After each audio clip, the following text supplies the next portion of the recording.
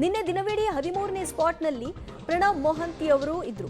GPR ಕಾರ್ಯಾಚರಣೆಯ ಮಾಹಿತಿಗಳನ್ನ ಖುದ್ದು ಪಡ್ಕೊಂಡಿದ್ರು.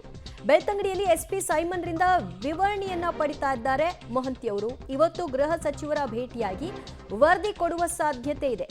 ಮಂಗಳೂರಿನಿಂದ ಬೆಂಗಳೂರಿಗೆ ಎಸ್ಐಟಿ ಮುಖ್ಯಸ್ಥ ಮೊಹಂತಿ ಅವರು ಬರ್ತಾ ಇದ್ದು ಇಂದು ಸರ್ಕಾರಕ್ಕೆ ಪ್ರಾಥಮಿಕ ಮಾಹಿತಿ ನೀಡುವ ಸಾಧ್ಯತೆ ಇದೆ. ನಿನ್ನೆ ದಿನವಿಡೀ 13ನೇ ಸ್ಪಾಟ್ನಲ್ಲಿ ಏನಾಯ್ತು ಅನ್ನೋದನ್ನ ಖುದ್ದಾಗಿ ಅವರೇ ನಿಂತು ನೋಡಿದ್ರು. ಇವತ್ತೇನಾಗ್ತಾ ಇದೆ ಅನ್ನೋದರ ಬಗ್ಗೆ ಮಾಹಿತಿಗಳನ್ನು ಕೂಡ ಪಡ್ಕೊಳ್ತಾ ಇದ್ದಾರೆ.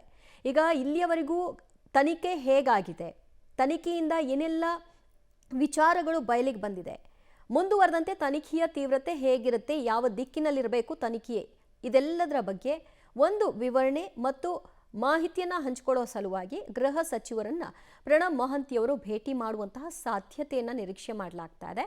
ಹಾಗೆ ಈ ಕಾರ್ಯಾಚರಣೆಯನ್ನು ಇಲ್ಲಿಗೆ ನಿಲ್ಲಿಸ್ತಾ ಇದ್ದೀವಿ, ಅಂದರೆ ಭೂಮಿ ಅಗೆಯುವಂತಹ ಕೆಲಸ ಏನಿದೆ ಅದನ್ನು ಇಲ್ಲಿಗೆ ಮುಗಿಸ್ತಾ ಇದ್ದೀವಿ ಅಂತ ಏನಾದರೂ ಸ್ಟೇಟ್ಮೆಂಟ್ ಕೊಡ್ತಾರಾ ನೋಡಬೇಕು. ಮತ್ತಷ್ಟು ಅಪ್ಡೇಟ್ ಪಡೆಯೋಣ ನಮ್ಮ ಪ್ರತಿನಿಧಿ ದೀಪಕ್ ಜೈನ್ರಿಂದ. ದೀಪಕ್, ಎಲ್ಲರೂ ಕೂಡ ಕಾಯ್ತಾ ಇರೋದು ಇಲ್ಲಿಯವರೆಗೂ ನೀವು ಮಾಡಿದ್ರಿ ಫೈನ್, ಎಲ್ಲಿಯವರೆಗೂ ಅನ್ನುವಂತಹ ಪ್ರಶ್ನೆ ಇತ್ತು. ಇವತ್ತು ಅದಕ್ಕೆ ಕೊನೆ ಇತಿಶ್ರೀ ಆಡ್ತಾರಾ? ಇನ್ನೂ ಕೂಡ ಭೂಮಿ ಹಾಕೊಂಡು ಹೋಗ್ತಾ ಇರ್ತಾರ? ಯಾರೋ ಒಬ್ರು ಹೇಳಿದ್ರಂತೆ ಧರ್ಮಸ್ಥಳದ ಆ ಸುತ್ತಮುತ್ತ ಅಡಿಯಲ್ಲೇ ಬಗಿಬೇಕು ಅಂತ. ಏನಿದೇನು ಸಿನಿಮಾ ಕೆಟ್ಟು ಹೋಯ್ತಾ? ಇಲ್ಲಿಯವರೆಗೂ ಈ ಮಾತುಗಳನ್ನ ಆಡಬಾರ್ದಿತ್ತು, ಆದರೆ ಈಗ ಆ ಮಾತುಗಳನ್ನ ಆಡುವಂತಹ ಪ್ರಮೇಯ ತಂದಿಟ್ಕೊಂಡಿರೋ ಹಾಗೆ ಕಾಣಿಸ್ತಾ ಇದೆ. ಇನ್ನು ಮೊಹಂತಿ ಅವರು ಗೃಹ ಸಚಿವರನ್ನ ಭೇಟಿ ಮಾಡ್ತಾರಂತೆ, ಭೇಟಿ ಮಾಡಿದ ನಂತರದಲ್ಲಿ ವರದಿ ಕೊಡ್ತಾರಂತೆ. ವರದಿ ಬಹಿರಂಗ ಆಗಲ್ಲ ಅಲ್ವಾ? ಖಂಡಿತ ದಿವ್ಯಜ್ಯೋತಿ, ಒಟ್ಟು ಈ ಪ್ರಕರಣ 15-16 ದಿವಸ ಆಯಿತು. ಎಸ್ಐಟಿಯ ಮುಖ್ಯಸ್ಥ ಪ್ರಣಬ್ ಮೊಹಂತಿ ಅವರು ಒಟ್ಟು 5 ಬಾರಿ ದಕ್ಷಿಣ ಕನ್ನಡ ಜಿಲ್ಲೆಗೆ ಭೇಟಿ ಕೊಟ್ಟಿದ್ದಾರೆ ಮತ್ತು 3 ದಿವಸಗಳ ಕಾಲ ಇಲ್ಲೇ ಬೀಡು ಬಿಟ್ಟು ಕೆಲಸ ಮತ್ತು ಕಾರ್ಯಾಚರಣೆಯನ್ನು ನೋಡಿರುವಂಥದ್ದು. 3 ಬಾರಿ ಸ್ಪಾಟಿಗೆ ಹೋಗಿದ್ದಾರೆ ಮತ್ತು ನಿನ್ನೆ ರ್ಯಾಡಾರ್ ಬಂದಂತಹ ಸಂದರ್ಭದಲ್ಲಿ ಜಿಪಿಆರ್ ಯಾವ ತರದ ಒಂದು ರಿಸಲ್ಟ್ ಅನ್ನ ಕೊಡ್ತದೆ ಅನ್ನೋದನ್ನ ಖುದ್ದು ಅವರೇ ನೋಡ್ಕೊಂಡಿದ್ದಾರೆ.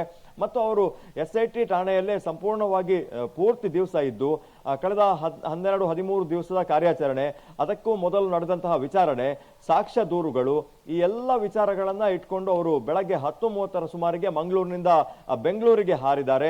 ಇವತ್ತು ಮಧ್ಯಾಹ್ನದ ನಂತರ ಗೃಹ ಸಚಿವರನ್ನ ಭೇಟಿ ಆಗ್ತಾರೆ ಅನ್ನುವಂತಹ ಮಾಹಿತಿಗಳು ನಮಗೆ ಲಭ್ಯ ಆಗ್ತಾ ಇದೆ.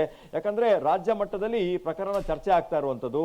ಪ್ರಮುಖವಾಗಿ ಈ ವಿಚಾರ ರಾಷ್ಟ್ರೀಯ ಮಟ್ಟದಲ್ಲೂ ಕೂಡ ಬಹಳ ಒಂದು ಚರ್ಚೆಗೆ ಗ್ರಾಸವಾಗಿರುವ ಕಾರಣ ಮಾನವ ಹಕ್ಕುಗಳ ಆಯೋಗ ಕೂಡ ಸ್ಥಳಕ್ಕೆ ಬಂದು ಪರಿಶೀಲನೆಗಳನ್ನು ನಡೆಸ್ತಾ ಇದೆ ಮತ್ತು ಎಲ್ಲ ವಿಭಾಗಗಳಿಂದ ಹೇಳಿಕೆಗಳನ್ನು ದಾಖಲಿಸ್ತಾ ಇದೆ.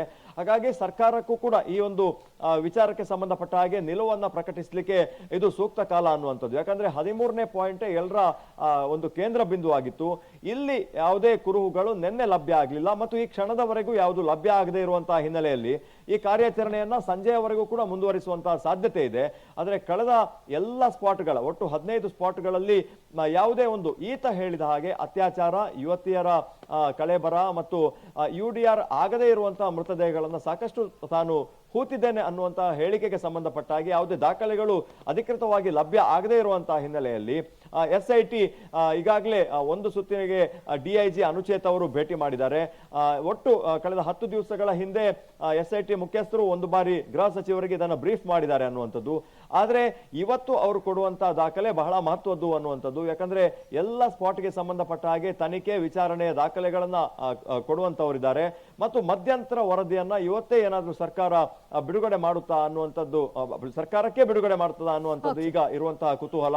ಹಾಗಾಗಿ ರಾಜ್ಯ ಮಟ್ಟದ ಹೋರಾಟಗಳು, ಬೇರೆ ಬೇರೆ ಹೇಳಿಕೆಗಳು ಬರ್ತಾ ಇರೋದ್ರಿಂದ ಸರ್ಕಾರಕ್ಕೂ ಕೆಟ್ಟ ಹೆಸರು ಬರ್ತದ ಅನ್ನುವಂತ ಒಂದು ಚರ್ಚೆಗಳು ನಡೀತಾ ಇರೋದ್ರಿಂದ ಮತ್ತು ತನಿಖೆಯಲ್ಲಿ ಯಾವುದೇ ಪ್ರಗತಿಗಳು ಆಗದೇ ಇರೋದ್ರಿಂದ ಯಾವುದಾದ್ರೂ ಒಂದು ದೃಢ ನಿರ್ಧಾರವನ್ನ ಸರ್ಕಾರ ಅಥವಾ ಗೃಹ ಇಲಾಖೆ ತೆಗೆದುಕೊಳ್ತದ ಅನ್ನುವಂತ ಒಂದು ಕುತೂಹಲ ಇದೆ. ದಿವ್ಯ ಜ್ಯೋತಿ. ಎಸ್ ದೀಪಕ್ ಜೈನ್ ಸಂಪರ್ಕದಲ್ಲಿ ಇನ್ನಷ್ಟು ಮಾಹಿತಿ ನಿಮ್ಮಿಂದ ಪಡೆದುಕೊಳ್ತೀವಿ. ಸರ್ಕಾರದ ವತಿಯಿಂದ ಕೆಲ ಸಚಿವರುಗಳು ಸತ್ಯದ ಪರವಾಗಿದ್ದೀವಿ, ಸತ್ಯ ಹೊರಬರಲಿ, ಆ ಕಾರಣಕ್ಕೆ ತನಿಖೆಗೆ ಒಪ್ಪಿಸಿದ್ದೀವಿ ಅಂತಾರೆ. ಯಾವುದು ಸತ್ಯ? ಸತ್ಯ ಅಂದರೆ ನೀವು ಬಯಸ್ತಾ ಇರುವ ಸತ್ಯವಾ ಅಥವಾ ಈಗ ನೋಡ್ತಾ ಇರುವ ಸತ್ಯವಾ? ಈಗ ಸತ್ಯ ನಿಮ್ಗೆ ಅರಿವಾಗಿದೆಯಾ ಅಥವಾ ಇನ್ನೂ ಅರಿವು ಆಗಿಲ್ವಾ? ಯಾರ ಇನ್ಸ್ಟ್ರಕ್ಷನ್ ಈಗ ಬರಬೇಕು ಇದನ್ನು ನಿಲ್ಲಿಸೋದಕ್ಕೆ ನೋಡಬೇಕು.